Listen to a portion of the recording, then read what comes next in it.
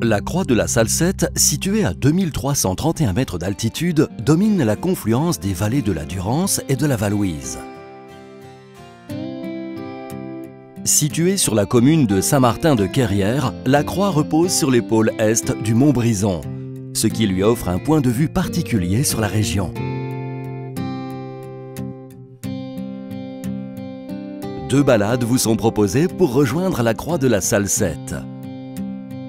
L'une est sur le versant exposé est, au départ du hameau de Bouchier sur la commune de Saint-Martin-de-Querrières.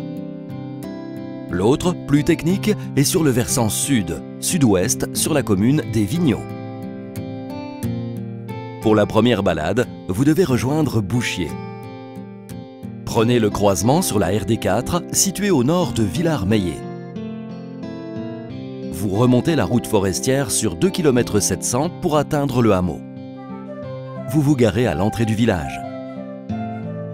Le hameau de Bouchier, perché à 1500 mètres d'altitude, est composé d'une trentaine de maisons. Au début du XXe siècle, on comptait encore 120 habitants vivant en autarcie. Ensuite, l'exode rural a eu raison de ce village d'altitude pour renaître dans les années 1970 au rythme des réhabilitations où quelques familles ont fait le choix de vivre à l'année et d'autres en villégiature. Vous entamez la promenade par une piste forestière de 3 km 500, difficilement carrossable sur certaines portions. Vous êtes sur le GR50 qui fait le tour du parc national des Écrins. Vous passez devant quelques chalets d'alpage, au lieu-dit la Blétonnée. Le départ du sentier se trouve 600 mètres au-delà de ces chalets, à droite du torrent de la Combe Brune. Vous remontez la rive gauche du torrent. C'est d'abord en sous-bois que vous allez rejoindre le bord du cours d'eau et traverser son flanc pierreux. Vous franchissez ensuite le torrent sous le regard des tenailles du mont Brison qui vont être présentes tout au long de votre promenade. Vous entrez dans une forêt de mélèzes.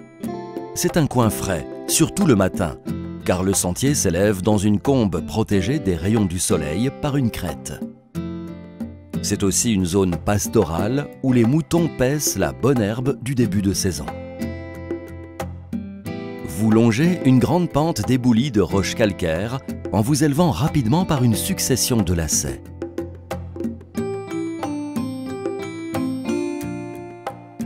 À la sortie de la forêt, vous avez un croisement.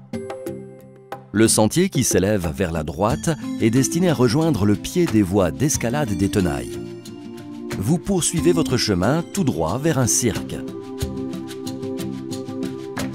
La traversée de l'éboulis se fait à l'aide de cairns. Grâce à ces petits édifices de pierre, vous pouvez suivre le sentier qui se poursuit dans la dernière pente forestière.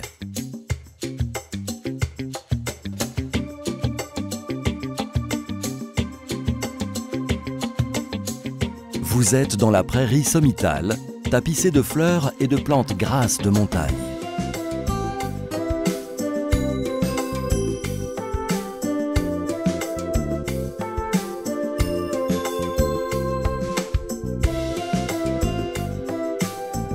Encore quelques centaines de mètres, et vous voilà arrivé à la croix de la Salsette, après avoir gravi 831 mètres de dénivelé.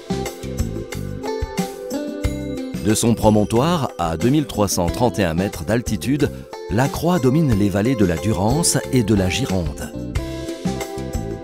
Elle a été édifiée en 1980 par une quarantaine de passionnés en remplacement d'une plus ancienne.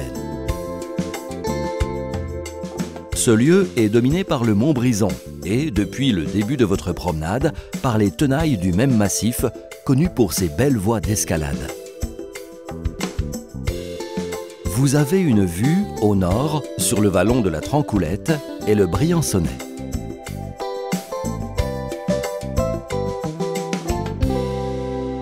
Allons du côté des Vigneaux pour découvrir le deuxième itinéraire un peu plus long et plus technique.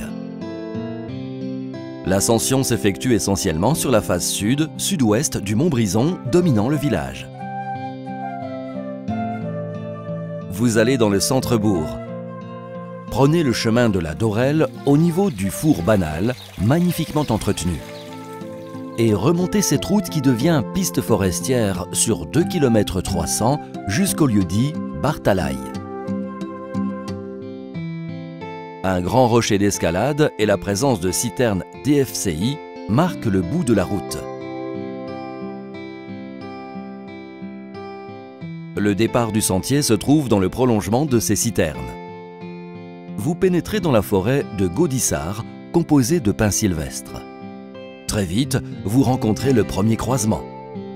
À gauche, vous allez vers la fontaine Marcelin. À droite, vous vous élevez vers la croix de la Salsette. Dans le prolongement, vous avez 2 tracés en parallèle. Celui de gauche est sinueux et plus doux. Vous êtes sur le GR 50 et le GR 653D jusqu'à la seconde bifurcation.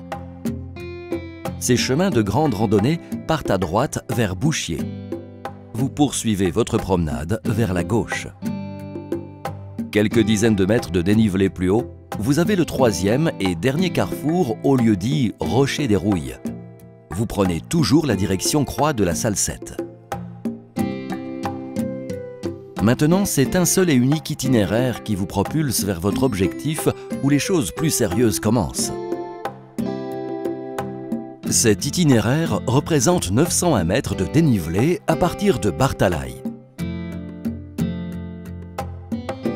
Vous êtes maintenant dans la zone de la Périlla, où ce versant, composé d'éboulis, rappelle l'évolution constante de la nature provoquée par le gel et le dégel successifs du minéral au fil du temps. La vue est entièrement dégagée sur l'immense face de roche calcaire du Mont Brison. Selon la position du soleil, cette paroi peut paraître lisse et uniforme. En fin de compte, elle est très découpée, avec de multiples reliefs où les grimpeurs du monde entier viennent s'y mesurer dans de nombreuses voies d'escalade plus difficiles et aériennes les unes que les autres. La montée, après la case de la Périlla, serpente entre une série de petites falaises au milieu de pins à crochets et de quelques pins sylvestres.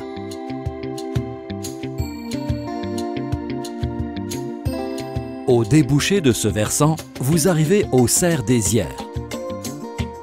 Ce lieu marque le croisement d'un chemin en aval venant de Bouchier et la poursuite en amont vers la croix de la Salsette.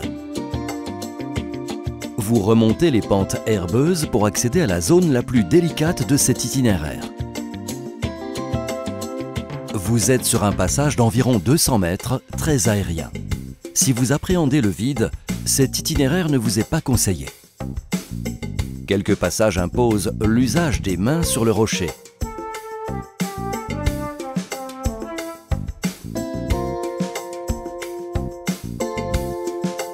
Ensuite, vous retrouvez le couvert végétal dans la partie sommitale de votre balade. Profitons de cette deuxième rencontre avec la croix de la Salsette pour faire un tour d'horizon un peu plus détaillé des paysages alentours.